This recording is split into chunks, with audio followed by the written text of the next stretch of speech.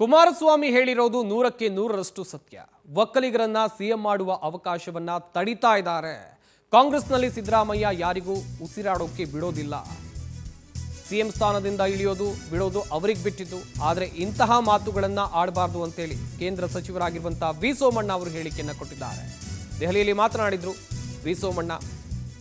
ಈ ಸಂದರ್ಭದಲ್ಲಿ ಸಿಎಂ ಸ್ಥಾನದಿಂದ ಸಿದ್ದರಾಮಯ್ಯ ಅವರು ಇಳಿಯೋದು ಬಿಡೋದು ಅವರಿಗೆ ಬಿಟ್ಟಿದ್ದು. ಆದರೆ ಇಂತಹ ಮಾತುಗಳನ್ನ ಯಾರು ಕೂಡ ಆಡಬಾರದು ಎನ್ನುವುದಾಗಿ ಹೇಳಿಕೆಯನ್ನ ಕೊಟ್ಟಿದ್ದಾರೆ.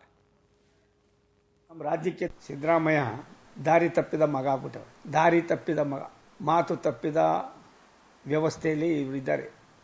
ಅವ್ರಿಗೆಲ್ಲ ಒಂದು ಕಡೆ ದುಗುಡ ಆಗಿದೆ ಅಂತ ಕಾಣಿಸ್ತದೆ.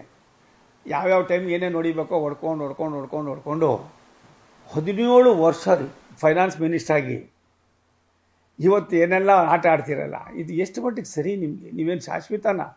ಎಂತೆಂಥ ಪುಣ್ಯಾತ್ಮರು, ಲಿಂಗಪ್ಪನವರಿಂದ, ದೇವರಾಜ ಅರಸೂರಿಂದ, ಕೆಂಗಲ್ ಹನುಮಂತಯ್ಯನವರಿಂದ, JH ಪಟೇಲ್ರಿಂದ, ರಾಮಕೃಷ್ಣ ಹೆಗಡೆಯವರಿಂದ, ಎಂಥ ಬೊಮ್ಮಾಯಿಯವರಿಂದ ಎಂತೆಂಥ ನಾಯಕರುಗಳು ನಮ್ಮ ರಾಜ್ಯಕ್ಕೆ ತನ್ನದಾದಂಥ ಕೊಡುಗೆಯನ್ನು ಕೊಟ್ಟೋದ್ರು.